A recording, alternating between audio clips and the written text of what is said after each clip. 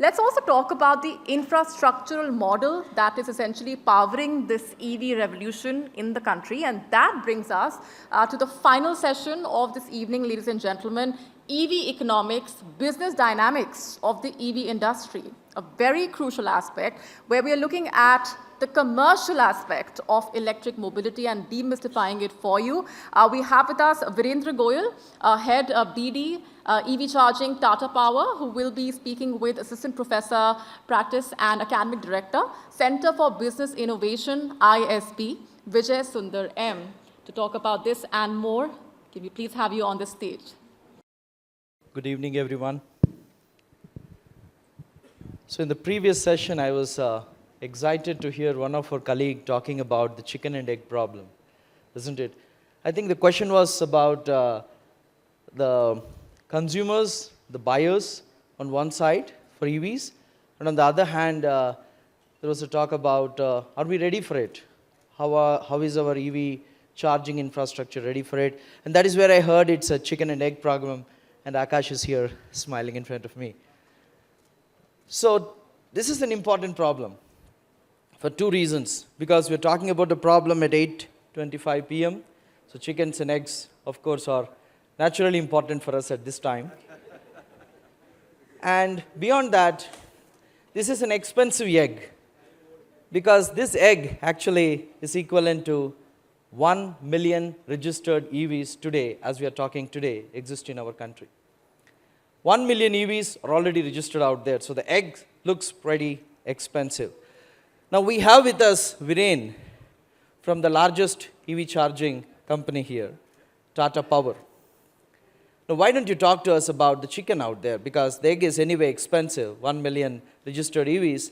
Please talk to us, Viren, about how are we ready with regard to the EV charging as a nation? Where are we? We often hear many segments of EV charging. Why don't you talk to us about that? Sure. Thanks, Professor. And good evening, everyone. It's a pleasure to be here. Before I talk about EV charging and infrastructure, let me appreciate the organizer, for walking the talk, organizing a program on EV sustainability, also having a thoughtful, not having those plastic bottles. I observed outside also they have not kept those water bottles. That's a wonderful, that's a care. Everyone talked about today's youth is driving the EV adoption, and this was something very impressive. Coming to EV charging, see there are 4 segments. Let me make it very simple. Most of the points have been discussed. I will touch upon the pain point which all 3 customers of mine, my customers are OEMs. Of course, they sell the cars and the users use it. So they talked about one of the common pain point. I will certainly address it. See, there are 4 segments of EV charging. A, home charging. Second is public charging. Public is public, semi-public. Third is fleet charging. And fourth is bus charging. So Tata Power is active in all the 4 charging segments in the country. We are the largest charge point operator. We have about 4,500 charging points, 4,800 charging points. Now,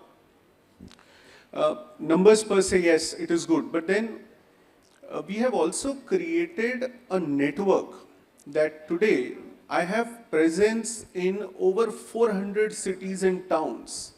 So it is not only Bombay, Delhi, Chennai, Bangalore, Hyderabad. No, I am there in Sri Ganganagar of Rajasthan, and I am there in the interior part of Maharashtra.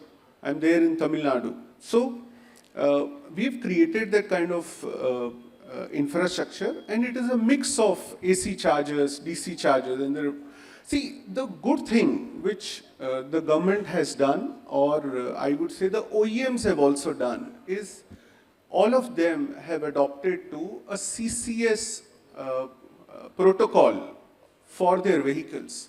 Now, this is actually driving EV adoption. Imagine if three OEMs having three different types of protocols, how would the charging infra get created? It is impossible.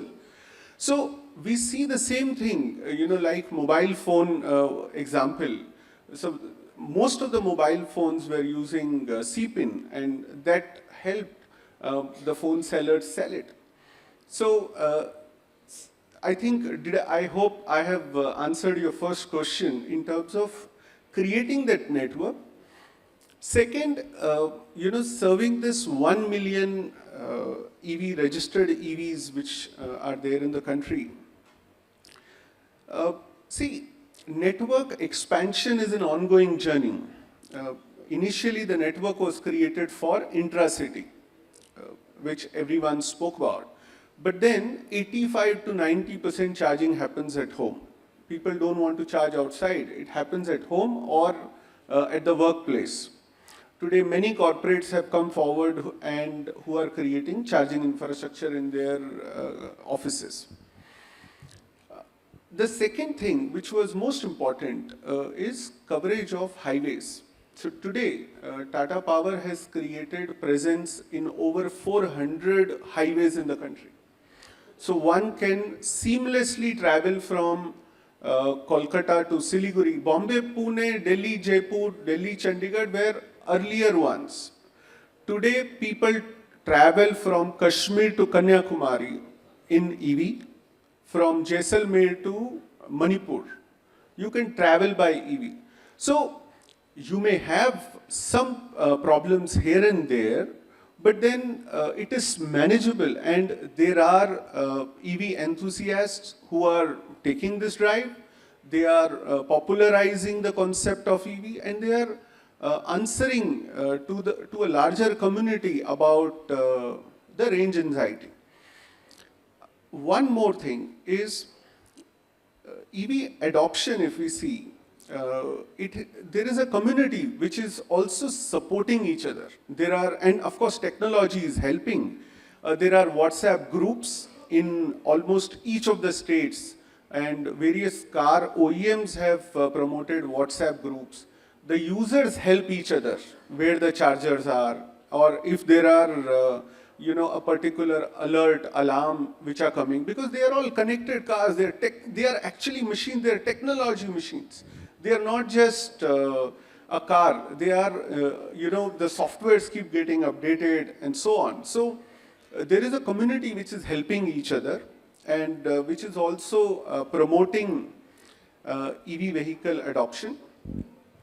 EV, one can say, is a dinner table discussion in every house. A car, and why so is because car is also every youth's first dream, I would say. We always say, when I grow up, what will I do? I'll buy a car. So car is a dream for all of us. That's why, Thank you, Viren. I agree with you that going from one part of the country to the other, even if it is not a metro in EV, is manageable. That's what he said. So it's okay, we do agree with you. But the bigger concern lies at home, not while driving. Today we talk about, you mentioned about the home charging, right? Home charging is great, but when we all live in communities, we all live in residential societies. Now there is a rising concern about home charging versus the community charging. So how do we tackle that? yeah, so this was the pain point which was mentioned by my customers here. See, home charging actually is a very seamless process which we have created at Tata Power. We have installed about 59,000 home chargers. 59,000 home chargers we have installed. And there is an automated process that today you book a car, I get intimation, and in certain markets, I come and install home charger even before your car is delivered in less than 7 days. That's one. But the challenge which is mentioned is about getting permissions in residential societies, A. B, not having a dedicated car park, which is also a possibility, or having a dedicated car park, but far off, the car park is open. How do you address? So I live in Mumbai, and Maharashtra has seen a high adoption of electric vehicles. We were thrown this problem, and what we did is we went first to the builders, and we signed up contracts with them, and they loved this concept. We said we will create a community charging station inside your residential society. So there is a society in which we have created, let's say there are 1,000 flats. Not everyone has bought an EV. One or two or five of them have bought EVs. We went and deployed 5 AC chargers in those premises. And they are given to all the 1,000 residents. Whoever wants to use it, it is open to them. Now, all the chargers installed by Tata Power are operated through a mobile app, which is Tata Power Easy Charge app. All our chargers are visible, you can plan. Now, the second question which came was, so there was one of the society where we had installed only one charger. The gentleman said, but 2 of us want to go at the same time, how do I advance book? So there is a feature of advance book in the mobile app. Like a scheduling system. Yes. So one who says, I will have dinner at 8:30, then I want to go down for a walk, and I will leave my car there at 9:30. Please book it.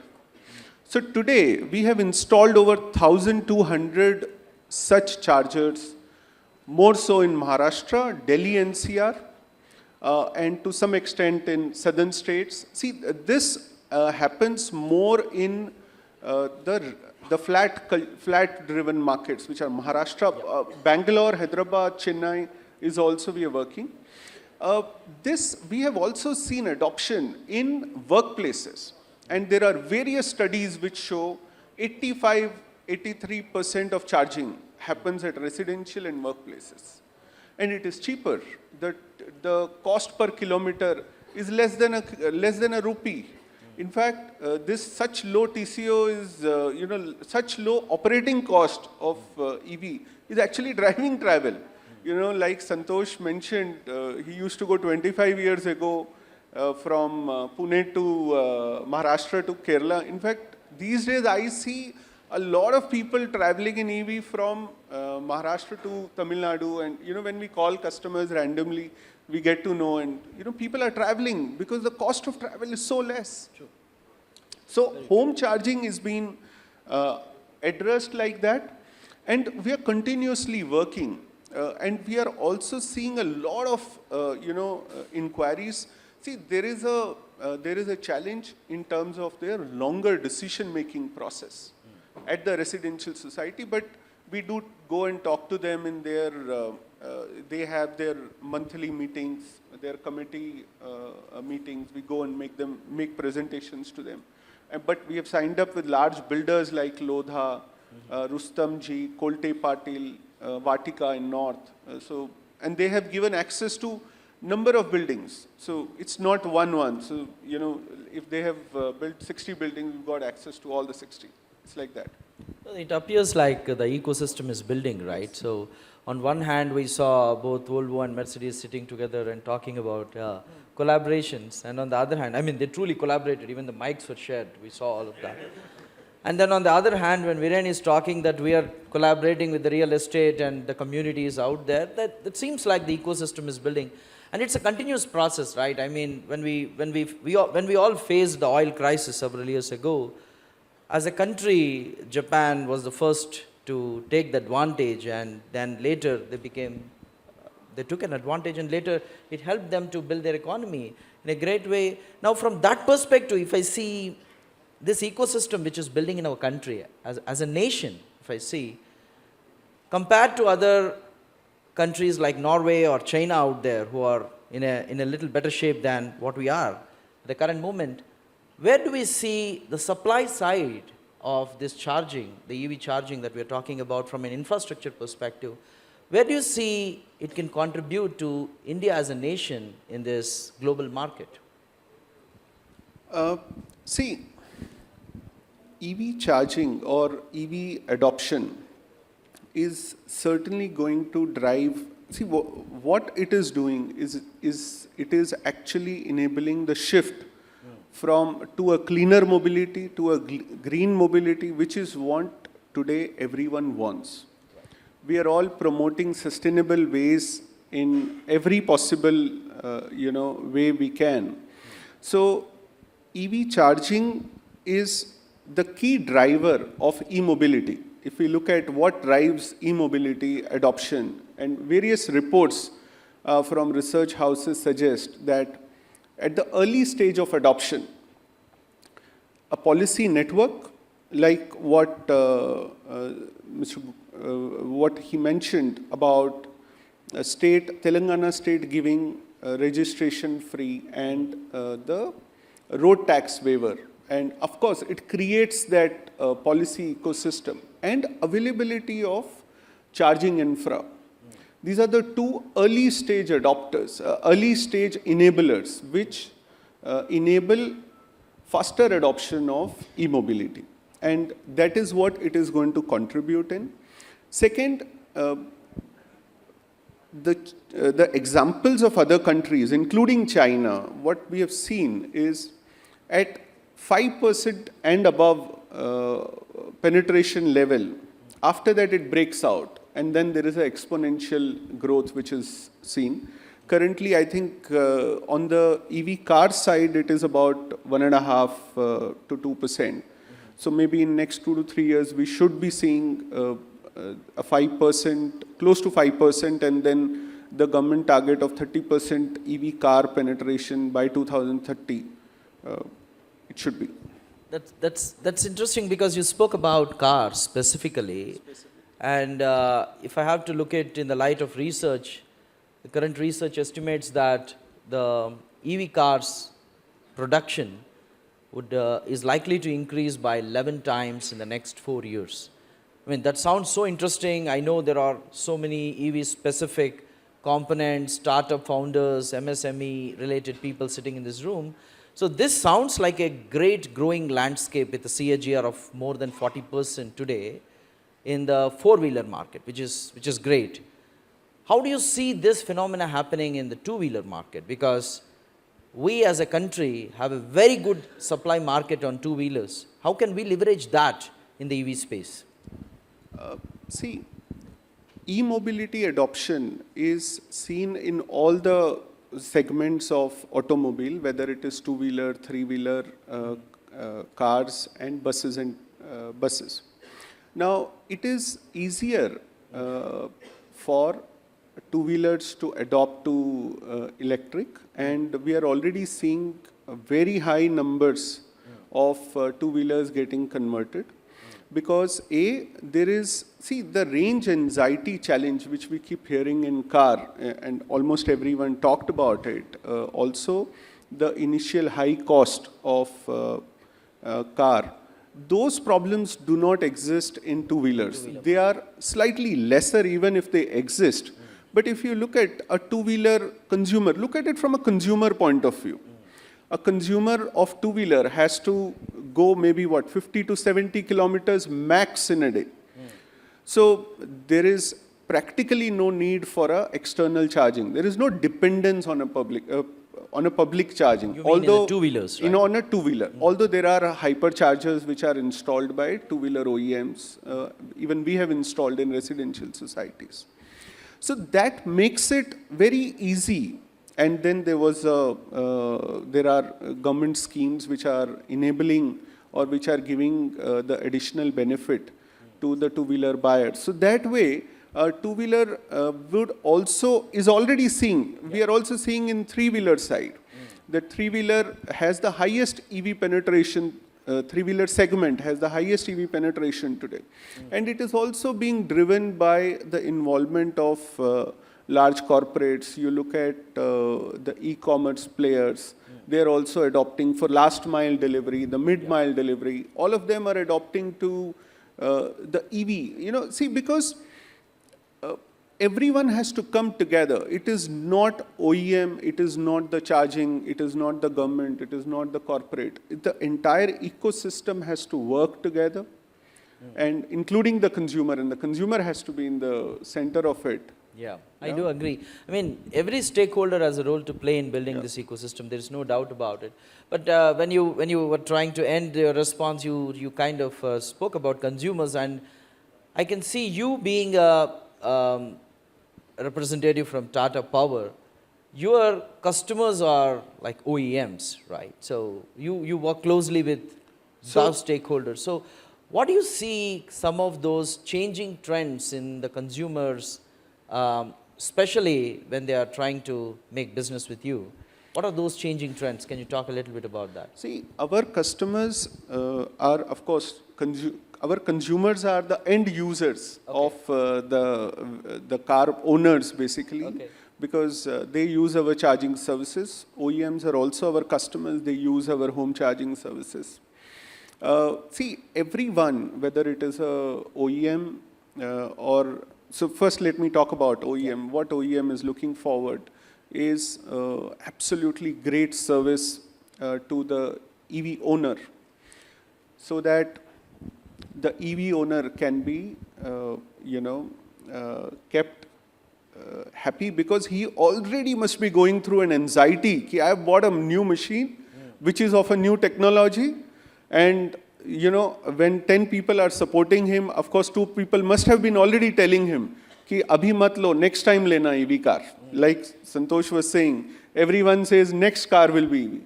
So he would already have those anxieties. So they want absolute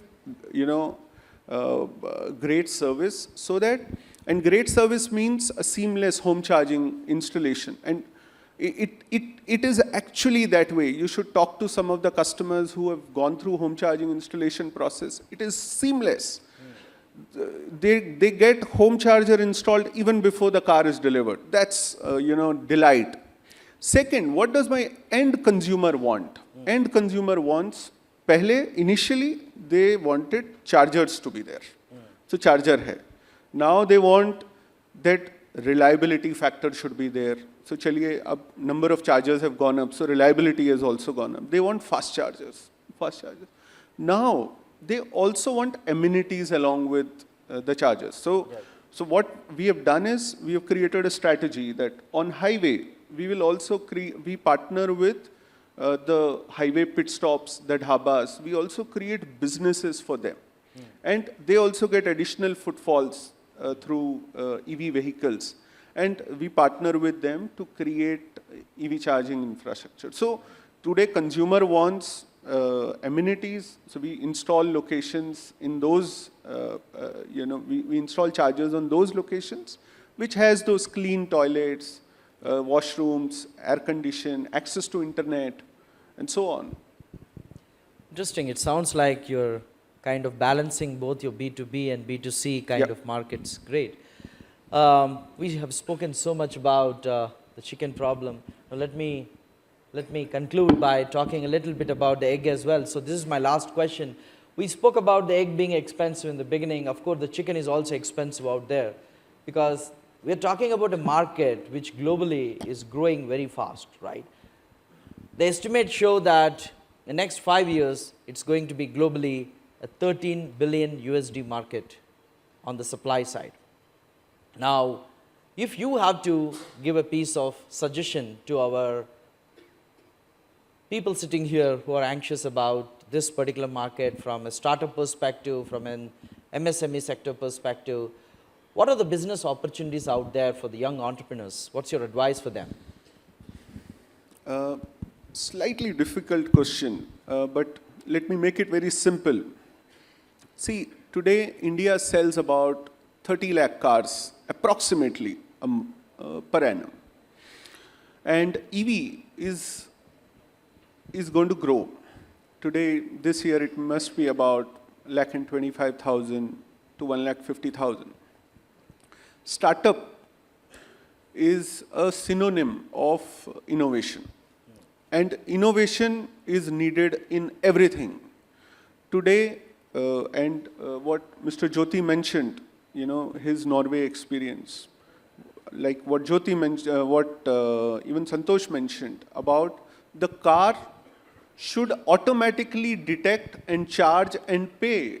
That's what a consumer wants. So anything which can ease the consumer or which can enhance the consumer experience is an opportunity. And the opportunity is there in my area. I can talk about there is opportunity in charging stations, and as the number of charging stations go up, they would require maintenances. So there are opportunities in those fields. They are all going to be digitally controlled. So there is opportunity in digital payment systems and so on. So it's huge opportunity when you will have in 2030, there may be about 12 to 13 lakh EVs, and after that it is all going to be exponential. So. Interesting. Thank you very much, Viren, for Thanks, this good responses. Wonderful. So no more chicken and eggs in the meeting there. So enjoy your dinner. Thank you and great evening.